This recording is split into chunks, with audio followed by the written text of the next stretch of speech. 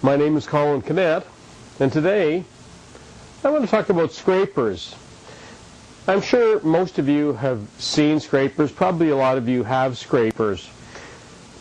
And the question I always asked was, why use a scraper when you've got such an abundance of sandpaper available? Well, today we're going to review the scraper and what you can do and why. Let's take a minute and have a look at the history of scrapers. You know, when you talk about taking shavings and buffing wood down, sandpaper is a relatively new invention. It's really only been popular in the last 60 or 70 years. Prior to that, scrapers were what woodworkers used. And there's some advantages to using scrapers. In fact, they were so popular in the early 1900s and in the 1800s, there were people that went around from woodworking shop to woodworking shop, and their job was to sharpen the scrapers for woodworkers. They were called clickers. They were called clickers because of the clicking sound that they made when they sharpened the scrapers. Now, the scrapers have really fallen out of favor for woodworkers in the last 50, 60 years because of how sandpaper has taken over. But there's some very good reasons to go back to using scrapers, and particularly when you see some highly figured wood that we're going to be using in a few minutes, and how a scraper can bring the texture of that wood to life compared to what sandpaper does. So we'll have a look at that. Okay, I'm back again, and what I've done, I've actually sanded this lower half of this board, and I'm going to continue to try and move it in the light so that you can actually see. The top of this board has actually been scraped with a sharp scraper, and the reflection of the wood in that area will actually be gleaming back. The lower part, which was sanded, has lost that sheen. If you look at that, hopefully in the monitor that you have, and the poor quality that we really are working with in these kinds of videos, that you can actually see that difference in that board. And that's what a scraper does. And if you don't believe what you're seeing, try it with some wood in your own shop. Sand half of it and use a scraper on the other half. But let's have a look at scrapers now, and let's look at how you sharpen scrapers. Scrapers come in a variety of sizes and shapes. The most popular is a simple square or rectangular scraper, and I think you'll find this the most useful. They're a fairly thick metal, and they're quite hard because you want to retain the sharpness of them. So let's have a look at what you do to sharpen a scraper. Okay, a scraper, the most useful side of the scraper that you're going to use is this flat area here, and you actually get to use two sides. Now you can use the ends as well. I find them particularly useful for getting into corners, but for scraping large surfaces, this is what you're going to be using, is the large flat area of the scraper. Now, to start off with, in order to sharpen a scraper, the first thing that you need to do is, with a file, you actually need to make it absolutely flat on top. And the way to do that is to get yourself a little piece of wood, nothing fancy, except it needs to be absolutely square, and use it as a guide.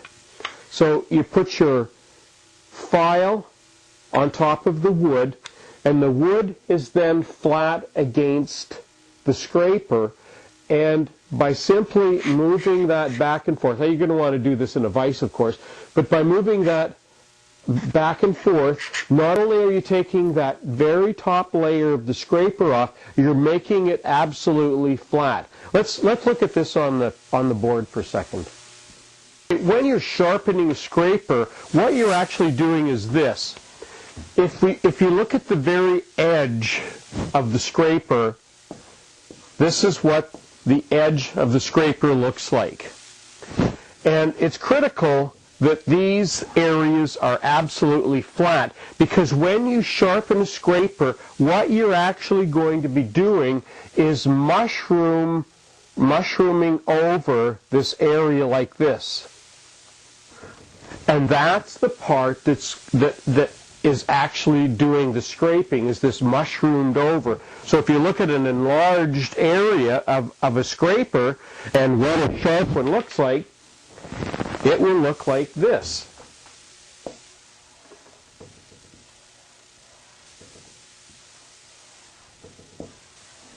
And that's what a sharpened scraper is going to look like. Now you cannot get this sharpened edge by simply re-grinding it each time. You actually have to start off with a flat surface. In order to get this mushrooming over effect, we'll show you in a minute how you're going to do that, you actually need to start off with an absolutely flat surface every time. Trust me, I've tried it. It doesn't work unless this is absolutely flat. Okay, here we are at the vise, and we're actually going to take the very top of this scraper down and make it absolutely flat. So we've got the wood lined up against the scraper. We put the file on top, and we just simply move that back and forth. It's not going to take very much, a few strokes, and it will be absolutely flat. And you'll be able to take that out and look at that in the light. And when you look, you'll actually see in the light where that will reflect back, and that'll show you that that's absolutely flat. It doesn't take very much. Now, the next step in actually sharpening the scraper is to use something called a burnisher. And the burnisher is the tool that's going to roll over and make that mushroom effect on your scraper. Now, it's critical that it be at approximately 10 degrees. And all you do is run the burnisher down the scraper several times on each side. Now you need to make sure that your burnisher is harder than your scraper, because without that, all it's going to do is put marks on the tool that you're using. And you can actually feel when that starts to get sharp, when you draw your fingers up like that, you'll actually feel a lip forming on there. Okay, let's use our newly sharpened scraper on this highly figured maple here and see if we can bring that life back to that dull side that we just had. Now, different people have different techniques for using scrapers. Some people like to push them. I like to pull them. And you can actually see the sawdust, the shavings.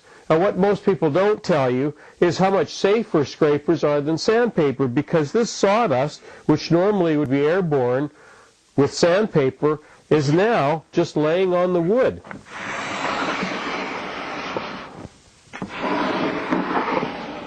You can actually feel the bite. You can tell when your scraper's not sharp, as it will slide far too easily. Okay, let's have a look at that board. And as I move that, you can actually see, I can see from this angle how that sheen has come back. So that scraper has brought life back to that board. And so, that's what a scraper can do for you. It's a very simple tool. Now that you know how to sharpen and use a scraper, you can really bring some vitality back to that wood, especially that highly figured wood that costs a lot of money.